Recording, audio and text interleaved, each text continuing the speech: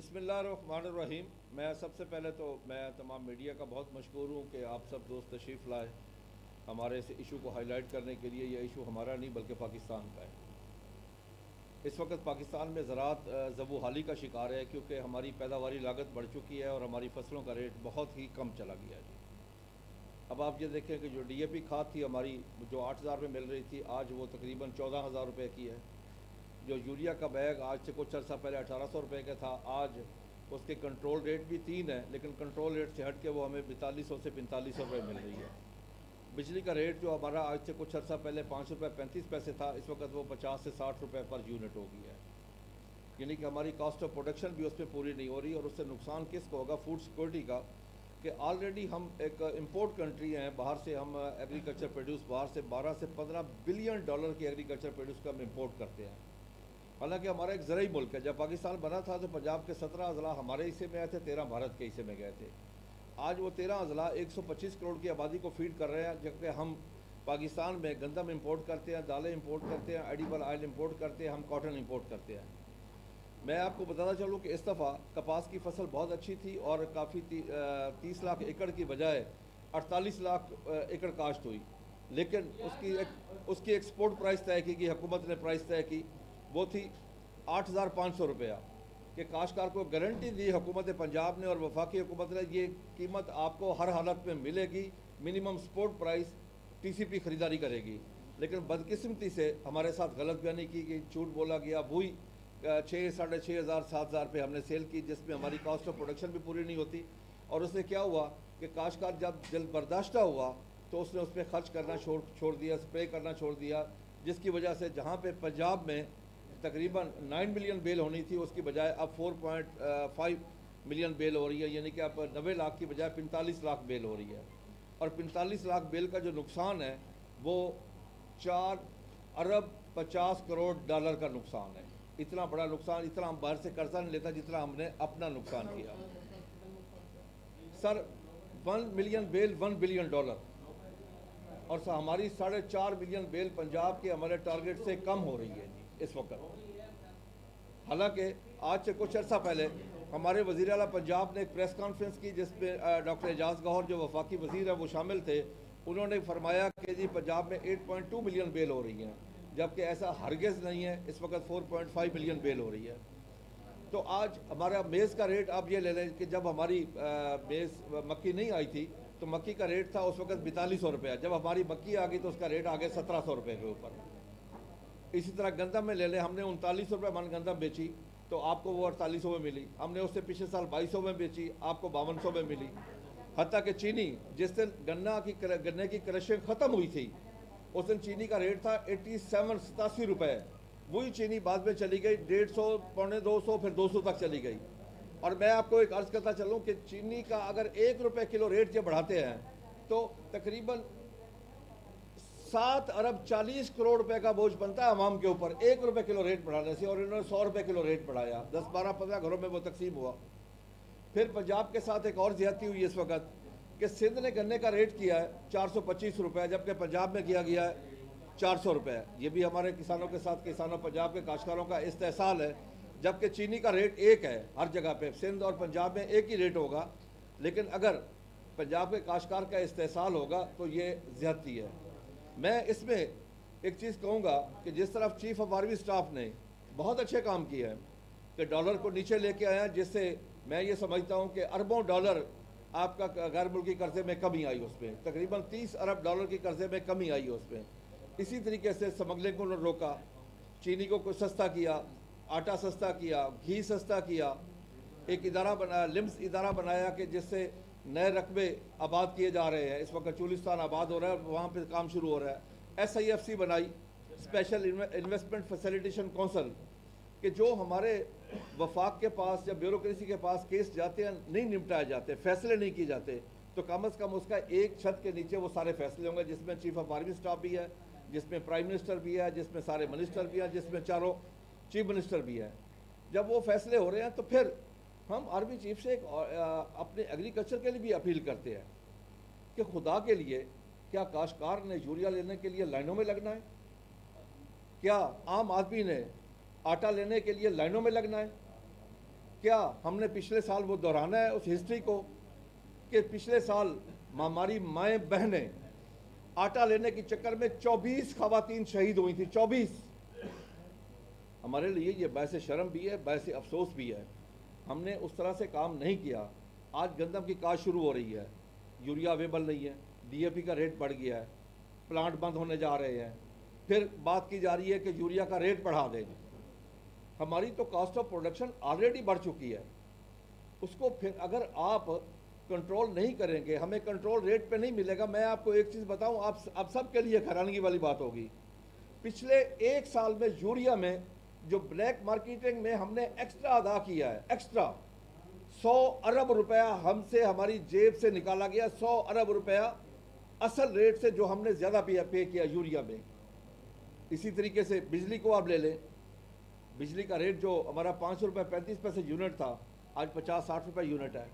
हत्या कि जिन हमारे काश्तकारों ने बकाया जात देने हैं, मैं चाहता हूँ बकाया जात उनसे लें। मैं इस हक में नहीं हूँ कि हम बकाया जात अदा ना करें, लेकिन उसका फोरेंसिक ऑडिट हो, उसके लेट पेमेंट सरचार्ज निकाले जाए, डिटेक्शन निकाली जाए, ओवर बिलिंग उससे निकाल के फिर जो बने उससे आसान अकसात में पैसे लिए जाएं, जिस तरीके से वो अदा कर सके। उसको इतनी, वो भी एक पाकिस्तानी है, पाकिस्तान की खिदमत करता है। किसान से ज़्यादा कौन खिदमत कर सकता है? किसान तो नैब खुदा है, अल्लाह का दिया हुआ रिस्क इस ज़मीन का सीना चीर के अल्लाह की मखलूक तक पहुँचाता है। वो दिन रात काम करता है, 24 घंटे काम करता है। सर आप यकीन कर लें, मैं आपके सामने काश्तकार बैठा हूँ, 92 से काश्तकारी कर रहा हूँ और मैं लार्ज स्केल पे काश्तकारी कर रहा हूँ। तो अगर ज़राअत में पैसा होता तो मैं अपनी ज़मीन डबल कर चुका होता। मैं एक मरला उसमें आज तक ऐड नहीं कर सका जो मेरे दादा ने मुझे, मेरे बाप ने मुझे दी थी। आज तक मेरे पास वही ज़मीन है, हालांकि मैं बहुत ज़्यादा मेहनत भी करता हूँ, कोशिश भी करता हूँ, काविश भी करता हूँ। इस वक्त जो ज़राअत की सूरत हाल है ये काबिल रहम है। अगर हमने इस पे काम ना किया, हमारे पास ना बेहतर बीज है। आप इनपुट्स में हमारा मुकाबला आप इंडिया से कर लें, इंडियन काश्तकार को इंडियन रुपीज़ में 270 रुपये का यूरिया मिलता है, जो पाकिस्तानी रुपीज़ में को तकरीबन 800 रुपये बनता है। इंडियन काश्तकार को डीएपी इंडियन रुपीज़ में 1200 रुपये की मिलती है, पाकिस्तानी रुपीज़ में को 4200 की बनती है। इंडियन काश्तकार को जो बिजली वो डेली उसको 8 घंटे फ्री मिलती है इंडियन पंजाब में, डेली बिलाना का उसको फ्री मिलती है। फिर वहाँ पे एक मैकेनिज़्म है, स्पोर्ट प्राइस दी जाती है, और स्पोर्ट प्राइस सिर्फ ऐलान नहीं होता।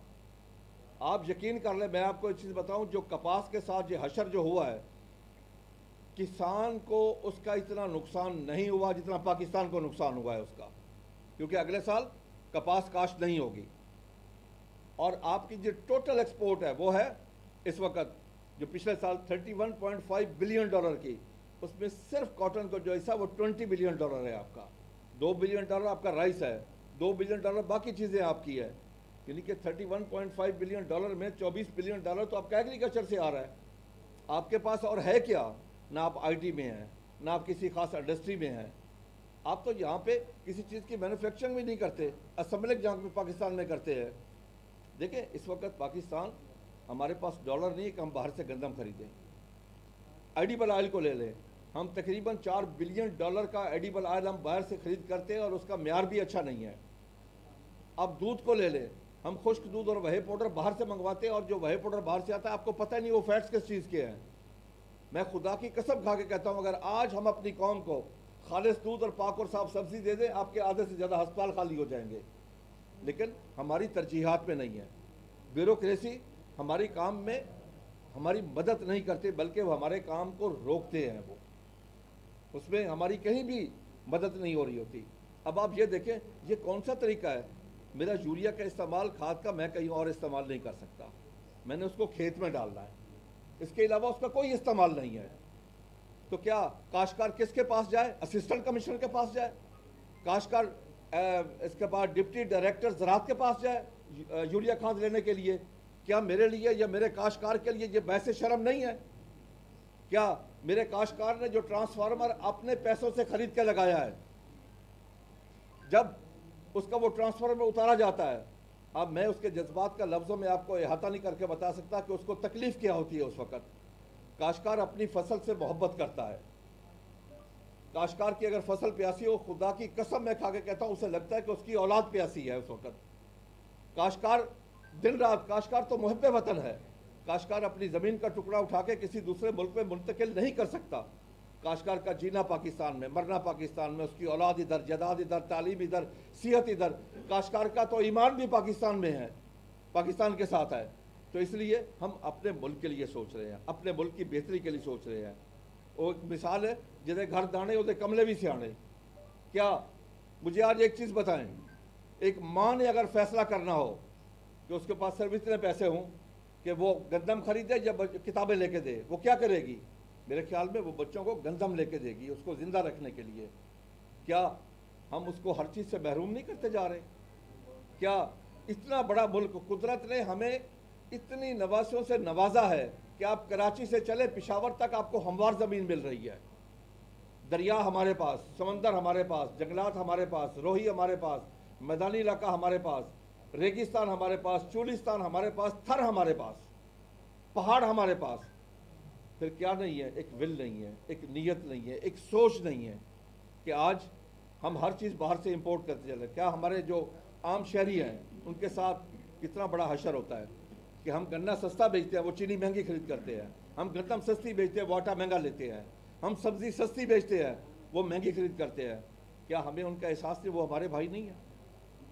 क्या हम मंडी में एक चीज़ जाके 20 रुपये किलो बेच के आए, एक गरीब रिक्शा चलाने वाला, रेडी चलाने वाला, एक क्लर्क, कोई भी, वो थोड़ी देर बाद वही 60 रुपये किलो खरीद कर रहा होता है? क्यों? हमारा कोई मार्केटिंग मैकेनिज्म ही नहीं है, हमने इसको डेवलप होने ही नहीं दिया। एक माफिया है जो जहाँ पे राज कर रहा है, हुकूमत कर रहा है, हर जगह पे माफिया है इस वक्त। हमें कपास का रेट क्यों नहीं मिला? क्योंकि उसमें सिंगल बायर एप्टमा है। और हमें इंटरनेशनल प्राइस से, मैं आपको बताता हूँ, जिस दिन पाकिस्तान में रुई की प्राइस 17,000 रुपये थी, उस दिन इंटरनेशनल उसकी प्राइस जो बनती थी वो 21,000 रुपये थी। क्या हमारा कोई हक नहीं है? होगा क्या? हमने अपने आप के साथ जुल्म क्या किया है कि 92 में हमारी कपास की पैदावार थी 1,28,00,000 बेल, इंडिया था 1,10,00,000। अब इंडिया चला गया 4 करोड़ पे और हमारी पिछले साल थी 46 लाख। क्या हुआ किसी का एहतसाब? क्या पता किया? और खुदा की कसम मैं खा के कहता हूं, अगर हम 1,28,00,000 से 2 करोड़ पे चले जाते तो आज हमारे हुक्मरान ये कशकोल उठा के दूसरे मुल्कों के सामने ना भीख जाके ना मांगते। हमारे लिए एज ए कौम, एज ए पाकिस्तानी, हमारे लिए बैसे शर्म है कि हमारे हुक्मरान जिनको हम इलेक्ट करें, उनका काम ही एक है कि वो जाके भीख मांगे दुनिया से, वो जाके दुनिया से भीख मांगते रहे। इसके अलावा मुल्क नहीं चल सकता इस वक्त। हम किस नहज पे आके खड़े हुए हैं? हमारे पास कुदरत ने क्या नहीं दिया? 15 से 18 मिलियन एकड़ रकबा हमारा आबाद होने के काबिल है। आज क्यों आबाद हो रहा है? पहले क्यों नहीं किया गया उसको आबाद? क्या पहले हुकूमतें नहीं है? क्या पहले यहाँ पॉलिटिकल गवर्नमेंट नहीं आई? या पहले कोई फौजी हुकूमतें नहीं आई? किसी ने नहीं सोचा इस बारे में कि हम किसकी तरफ देखते हैं। जी, हमने यूक्रेन से गंदम मंगवानी है, हमने रशिया से गंदम मंगवानी है। भाई लानत है हम हमारे ऊपर, खुदा की कसम। अल्लाह ने हमें सब कुछ दिया है, हम अपनी पर एकड़ पैदावार नहीं बढ़ा सके, हम खुद कफील नहीं है इस वक्त तक। काश्तकार मारे मारे फिर रहे हैं कि खुदा के लिए मेरा ट्रांसफार्मर ना होता, मैं करंट बिल देता हूँ। बकाया जात में जब मेरे पास होंगे ले लेना। और बकाया जात की मैं आपको वजाहत कर दूँ, ये 2012 से रुके हुए हैं। बकाया जात में क्या हुआ कि 2016 में प्राइम मिनिस्टर से मिलकर मैंने एक ही रिक्वेस्ट की, एक ही। मैंने कहा सर फोरेंसिक ऑडिट करवा ले, सारे पैसे ले लें, मैं काश्तकारों का जामिन हूँ। सर सिर्फ एक ज़िले में फोरेंसिक ऑडिट हुआ, कसूर में। जब फोरेंसिक ऑडिट हुआ क्या निकला? 4 अरब 40 करोड़ हमारा निकला है वहाँ पे। उससे पहले जब हमने 3 अरब देना था, उसके बाद हम चीख चीख के मर गए हर जगह के ऊपर। मैं खुदा की कसम खा के कहता हूँ कि मैं अभी इन्हीं दिनों में मैं को 20 दफ़ा गया हूँ सेक्रेटरी पावर के पास, मिनिस्टर पावर के पास।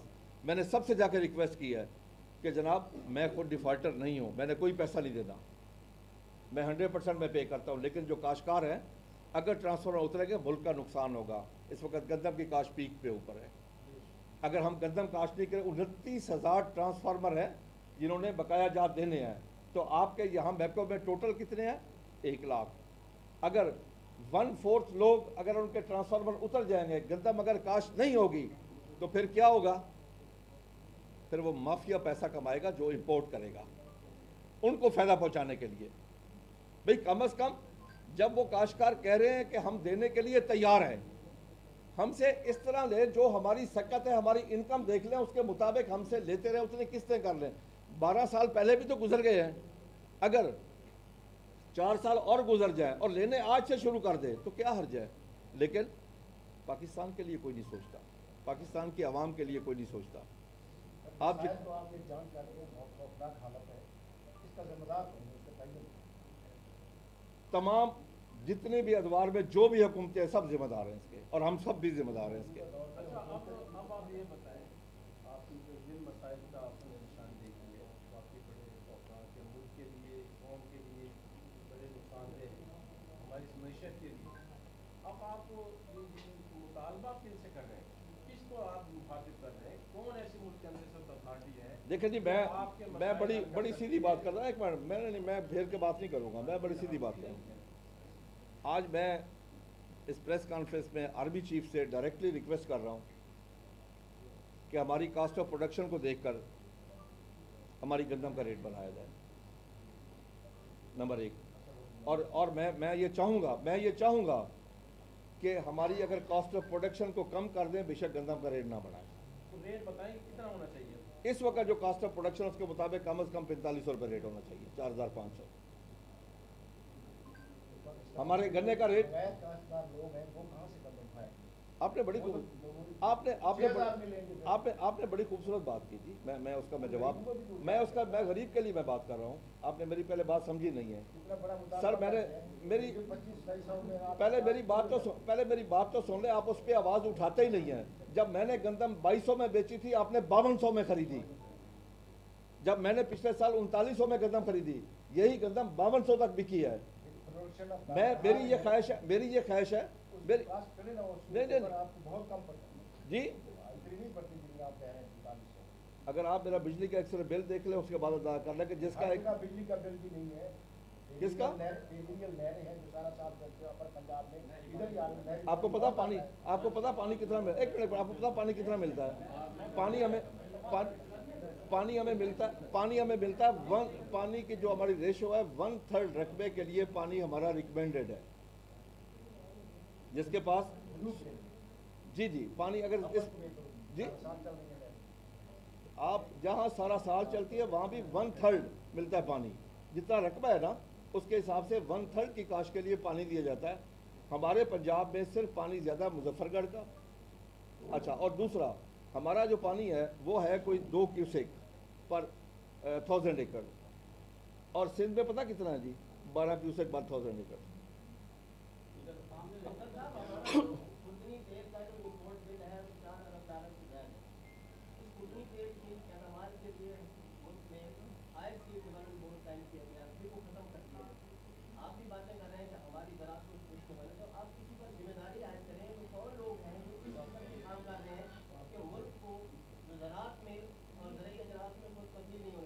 पाकिस्तान दुनिया का वाहिद मुल्क है जहाँ पे सेस एडिबल ऑयल की इंपोर्ट पे सेस दिया जाता है। जितनी ज़्यादा इंपोर्ट होगी, बोर्ड को उतना ज़्यादा सेस इकट्ठा होगा।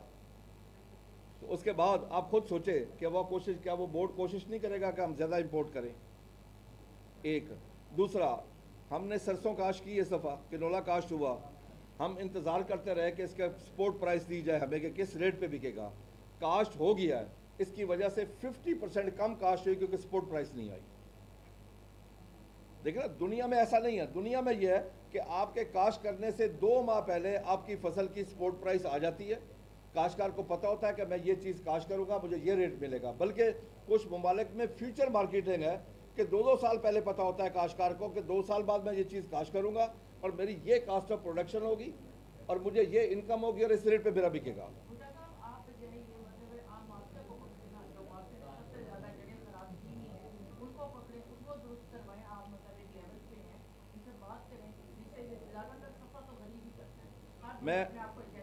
देखिए मैं आपको अर्ज करूँ जी, आपकी रियासत से, मैं हुकूमत की बात नहीं कर रहा, मैं रियासत की बात कर रहा हूँ। रियासत से माफिया ज़्यादा मजबूत है आज। जब तक माफिया को कंट्रोल ना किया गया ये मुल्क नहीं चल सकता। जब तक माफिया को कंट्रोल ना किया गया, मेरी बात सुने, मैंने आपको कहा है ना कि चीनी, जब हमने गन्ना बेचा है तो हमने तो गन्ना दिया पिछले साल 300 रुपये बन। चीनी उस दिन आखिरी दिन चीनी मुझे आज भी रेट 87 रुपीज़ पर केजी था। 7.4 मिलियन टन आपकी चीनियाँ बनती है पाकिस्तान में, जो वो डिक्लेयर करते हैं, चोरी वाली की मैं बात नहीं कर रहा, जो बगैर टैक्स से जो डिक्लेयर चीनी है, तो 7.4 मिलियन टन 7 अरब 40 करोड़ किलो बनते हैं। 1 रुपये किलो रेट बढ़ाए तो 7 अरब 40 करोड़ बोझ आप पे पड़ता है।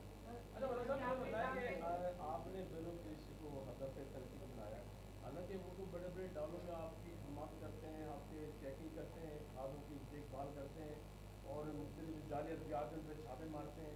आप कहते हैं मुकाबले साहब, मैं कहता हूँ जी, जाली अदवा जहाँ पकड़े उनको फांसी लगाएं, ठीक है ना जी। जो जाली काम करे खाद में, पेस्टिसाइड में, वो हम काश्तकारों का वो दुश्मन है, वो कोई भी हो, वो हमारा दुश्मन है।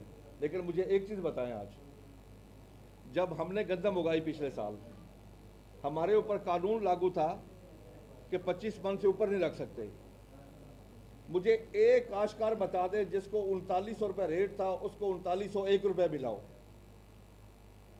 आप मीडिया में बैठे हैं, मेरे साथ चले, मुझे 1000 बैग चाहिए अभी यूरिया का कैश पे, मुझे आप लेके दे दें, कंट्रोल रेट पे मुझे मिल जाए। जी शॉर्ट कौन करता है? 3 साल से यूरिया शॉर्ट जा रही है हमारे मुल्क में, ये शॉर्ट कौन करता है यूरिया? मैं उसके बता, आपकी टोटल इस वक्त कंजम्पशन और प्रोडक्शन में फ़र्क है। जब तक बफर स्टॉक हमारे पास 5 लाख टन नहीं होगा, हम बाहर से इंपोर्ट करके नहीं रखेंगे, उस वक्त तक ये शॉर्ट दूर नहीं हो सकती। एक नंबर 2, एक चीज़ जब तक यहाँ पे पाकिस्तान में नहीं होगी कि जहाँ भी ब्लैक हो उसका बिजनेस बंद कर दिया जाए फौरी तौर पे। जब तक ऐसे स्ट्रिक्ट एक्शन नहीं होंगे, लेकिन हम काश्तकारों के बस में नहीं हैं। काश्तकार की जब फसल यूरिया मांगती है ना, या कोई खुराक मांगती है, तो उसे फील होता है कि उसका बच्चा भूखा है, वो जाता है, वो ब्लैक पे लेके आए, वो उधार पे लेके आए, वो किसी चीज़ पे लेके आए, वो खरीद के लाता है। सर इस बात को तो फौजी फर्टिलाइजर इन्हीं बनाता है कि जो खाद का बहरान है उसको ख़त्म किया जाए, उसके बारे में आपको क्या लगता है? देखिए, एक फौजी फर्टिलाइज़र है, इसमें एंग्रो है, सरसब्ज है और एक एग्रीटेक है। ये चार खिलाड़ी है टोटल, इसमें 4 प्लेयर हैं इसमें। अच्छा, आगे फिर आ जाते हैं डीलरशिप, मुख्तलिफ डीलर पे। अच्छा, जब डीलर के पास जाती है, डीलर उसमें ब्लैक करता है जी, और रियासत की रेट वहाँ होनी चाहिए। अगर हमारे ऊपर रियासत की रेट है, हम अपनी गंदम नहीं रख सके, हम अपने लिए बीज नहीं रख सके, लेकिन ना ये रियासत की रेट होनी चाहिए। मुल्क वही कामयाब है जिन मुल्कों में रियासत की कोई रेट है। जिन मुल्कों में रियासत की रेट नहीं है, वो मुल्क नाकाम है। इस वक्त माजरत के साथ हमारे मुल्क में रियासत की रेट नहीं है। अच्छा, रेट की बात आपने की, पिछले साल जो था, जो धान का रेट था वो लगभग 4000 रुपये तक गया, तो ये उसके बाद गंदम का जो रेट था वो प्रीमियम रेट गया। गंदम की जो है काश्त में बहुत कम जो है खर्च आता है, तो ये बिलमुकाबल धान की पे फसल से, तो धान का जो है रेट जो था वो 4200 तक तकरीबन गया। आपके ख्याल में अभी भी कम रेट है 3900 रुपये रेट? बेटा फिर आपको सही इन्फॉर्मेशन नहीं है। काश्तकार से पिछली दफ़ा लिया गया धान 4000 रुपये में, आपको मिला वही धान बाद में 8000 से लेके 9200 रुपये तक वो बाद में बिका। वो पैसे काश्तकार को नहीं मिले, लेकिन आपने पे किए। यही चीज़ तो हम शोर मचा रहे हैं।